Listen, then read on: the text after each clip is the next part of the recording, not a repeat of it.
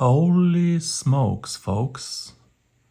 I have opened a lot of reels, but I have never seen anything like this. It was 30 minutes just to open the reel. I have never seen a reel that requires that many little screws to remove to open it. And it's still not easy to work on. Notice that you go in and out this way. This is one piece here. You go in and out from the back, not from the top. The butt comes off like this. There are two bolts on top and on the bottom. Each side plate has to come off with 3 little bolts, and there's another little bolt that has to come off. And you have to kind of look at the schematics, which I really appreciate. Easily the best schematics I have ever seen. Daiwa and Shimano need to learn from this. They're very arrogant. Daiwa and Shimano don't even put schematics in some of their reels because they have 5 different models on one platform. Legalis has 6 models. 6. That's why they don't put the schematics, because people will see that it's the same reel. They have different color coding, look, to tell you which one is bearing. So B6 and B7 are bearings, and all of the green color is bearings. The schematics are worth, I don't know, $5, $10 alone. And let's keep going with the good. I appreciate what scientists call novelty. Novelty is when somebody introduces something new. In science, some new scientific principle or some new approach in engineering. It's just something new. Even in chess, if you defend against King's Gambit in some different way, that's a novelty. I appreciate novelty, folks. And this reel, I have never seen anything like this. Now, would I say that Kastking developed this by themselves? That's very harsh, but I don't know. I can only assign probability. I would still say the probability is less than 50%. Developing an entire reel from scratch and purchasing the mold for every part is not feasible. I don't even think it's feasible for Daiwa and Shimano. Even Daiwa and Shimano reuse parts because making a mold is so expensive.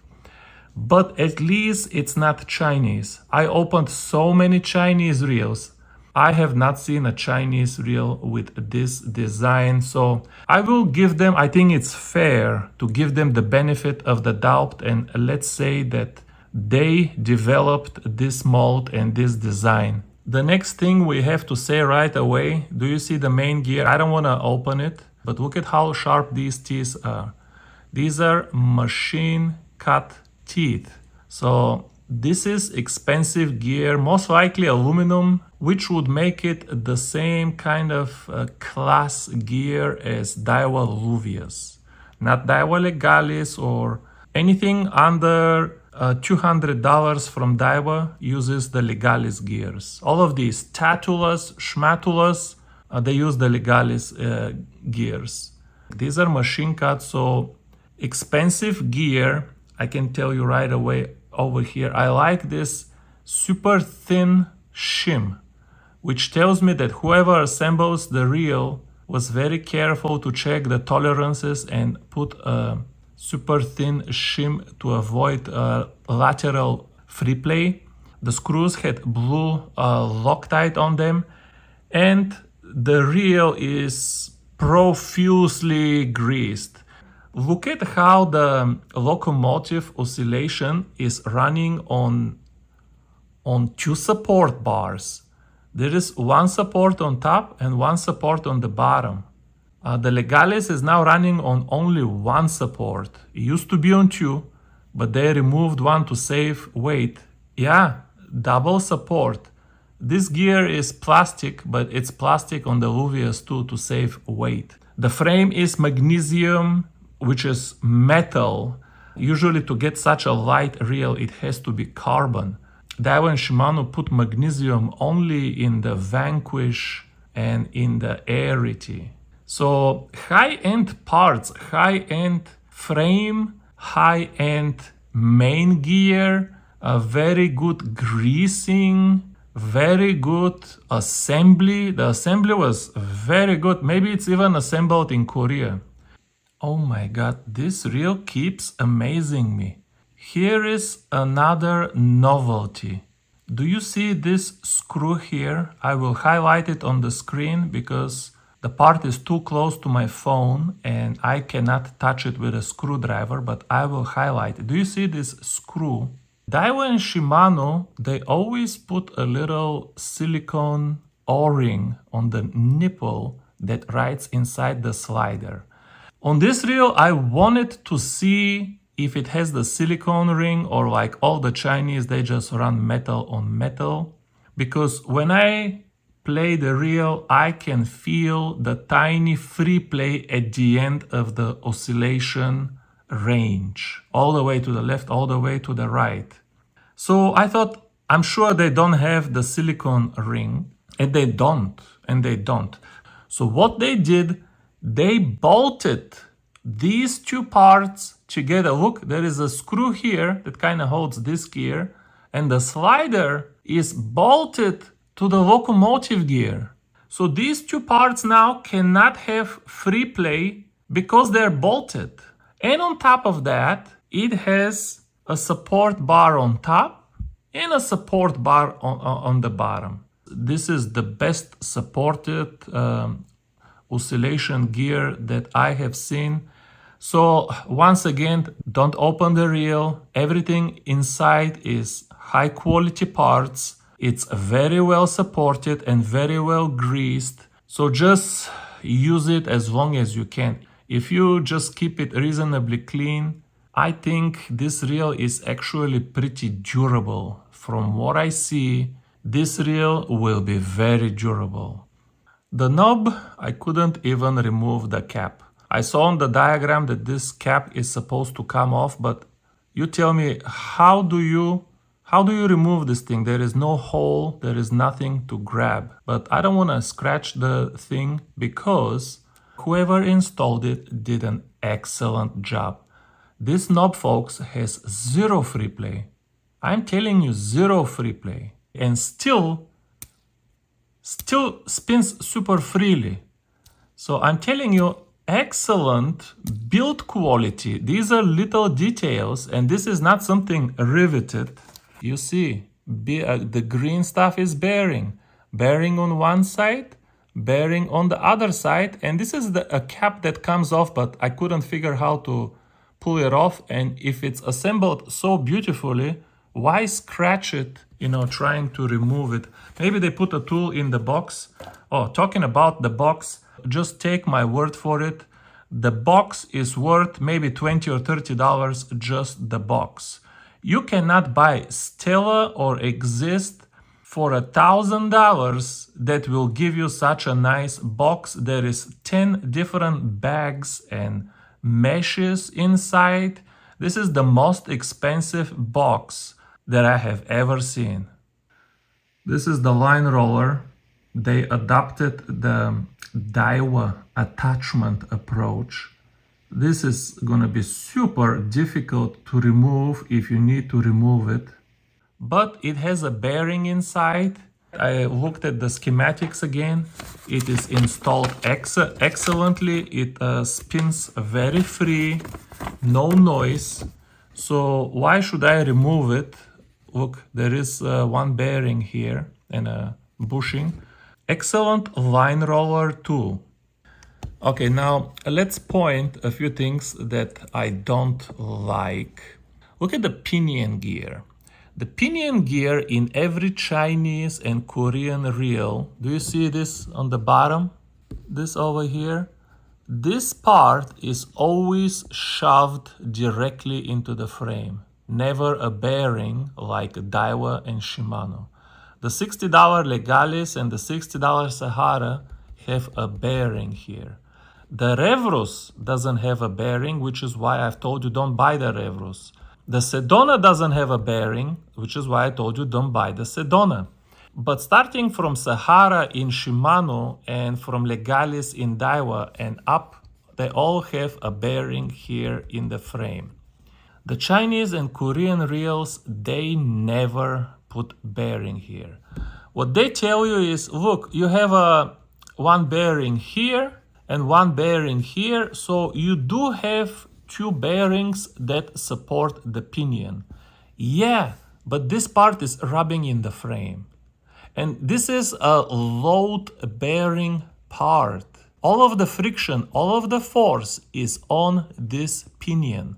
So even if you have two bearings, I think it's worth the money to design the frame to hold a bearing here. The bearing is going to cost you $1. You just have to change the design of the frame so there is enough space to hold it. Issue number 2 is the bail. This bail just screams of a cheap reel. It's very opposite of sophisticated. Just listen to this. It is a very strong snapping sound one way and the other. And on top of that, after you pass the threshold, here there is a threshold, it doesn't travel past the threshold to give you a little bit of confidence. Now, if you get Daiwa or Shimano, first of all, they don't snap like this. And second of all, after you pass the threshold here, it's good for the bail to travel another 1 centimeter. It just gives you confidence that you are safely past the threshold.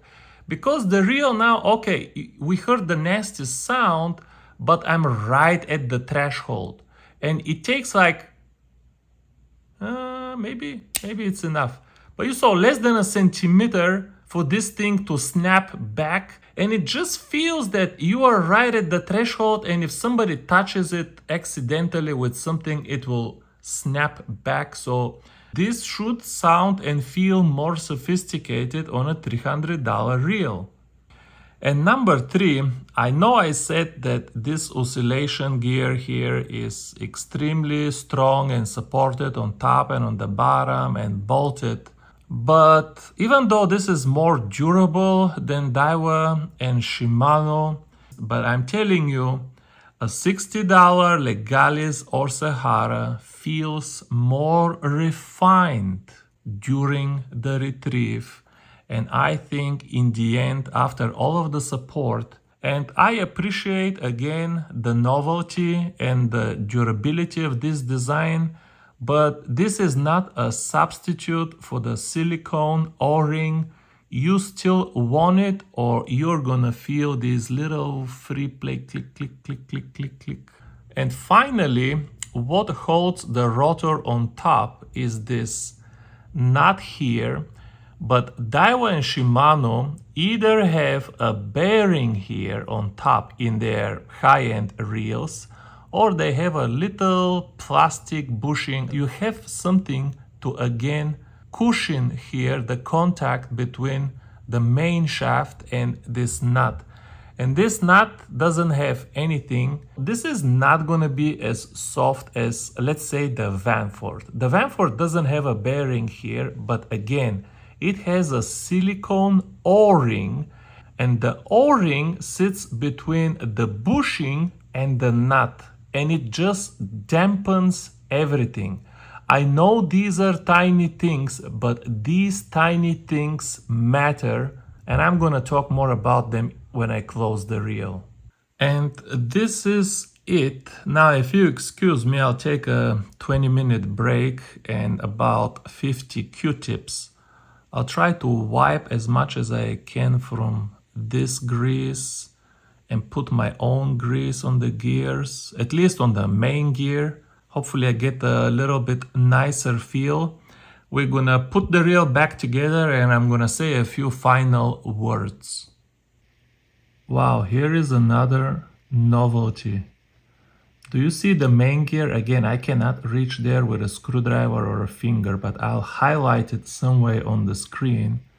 The main gear disc, folks, is drilled like the rotors on a performance car. Look, they saved a few grams of weight just by drilling the disc of the main gear. I think the main gear disc was glued on top of the other disc. I am impressed. I haven't seen this even in the Vanquish, folks. Look, man, even the damn plastic gear is drilled. Do you see this? How much weight do you save from drilling a plastic gear? But you know what? This is the stuff that I respect. Look at this, man. The two support bars on which the locomotive oscillation gear runs, they have some special coated surface. This surface is super slick and smooth. So could be plastic, could be carbon, but they have some special coated surface to make them extra smooth and slippery. Man, look at this. Why is the main shaft black? That's not paint. Nobody will paint a main shaft. I think this is the same coating that I found on those little bars that support the oscillation gear. You know, something that I didn't notice originally, but now that I'm assembling back the reel, I'm noticing you don't need to open this reel at all if you just want to grease it. On the right side, remove this cap, just unscrew it like this. There is 3 tiny screws that hold this cap. Remove this cap, and this is what you will see. Then grab one of these tools, which I also sell in my shop. Just pull this bearing out.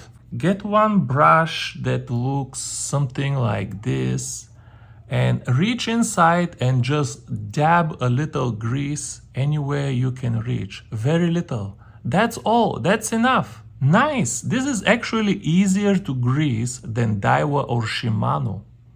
There she is, folks. Man, this is one beautiful reel. By the way, if you are wondering, my grease did not improve anything. I'm telling you, folks, if you get one of these reels, do not open it. Just remove this cap and dab a little grease, the lightest grease that you have though. Dab a little grease on the gears, close it up, and call it a day, because disassembling the whole thing will not improve anything. But okay, let's do a final summary of the reel. The first thing that I want to say is that this reel is full of quality parts. The frame is expensive, the gears are expensive, the bearings are expensive, the line roller is nice, the knob, the handle, look at this, the design, the aesthetics, the assembly is also excellent. I told you there is no free play here. It was perfectly greased everywhere. And on top of all of the good parts, this reel has not one, not two, but multiple novelties inside. I showed you the way the frame comes off, the way the discs of the gears were drilled to save weight, the way the oscillation gear and the slider were bolted together. All of these caps here, this does not come from a Chinese reel. The way you remove this cap and get greasing access to the gears, this is also new to me. I am genuinely impressed, folks, by the quality of the parts, by the quality of the assembly, and the number of novelties, again, novelties at least to me, that I saw in this reel. There are two problems that I see with this reel. The first problem is the area of the refinement. Even though this reel is much lighter than a Sahara or a Legalis, and it has much nicer parts than a Sahara or a Legalis, When you just turn it like this, I mean, after 5 minutes, after 1 minute, you will notice that a Sahara or Legalis are a more refined reel than this. Again, I don't want to repeat everything, but very quickly, I think some of the things they could have improved are the nut on top of the pinion, bearing under the pinion, the silicone o-ring on the oscillation locomotive gear that runs inside the slider. There are little things that can be improved in this reel without more money. But this is where Kastking lacks the experience. Because it's not just enough to put a bunch of good parts together. Every little, issue in terms of refinement, you have to analyze it, investigate it, where does it come from, and you have to have the will to keep going and keep spending money on refining the reel just for a very tiny improvement that most people will not even notice. Unless you have fished with Japanese reels all your life, you are not going to notice. The reel is quiet, the resistance is low, you can even twitch with this reel. Most people will be very happy with the way the reel feels, so why bother, right? So that's why I think the refinement is not a big problem, because the reel already feels very nice and it only lacks in refinement compared to the best Japanese reels. However, we have a bigger issue with the reel, and that is the price. The asking price of $299 is, I will say, absurd.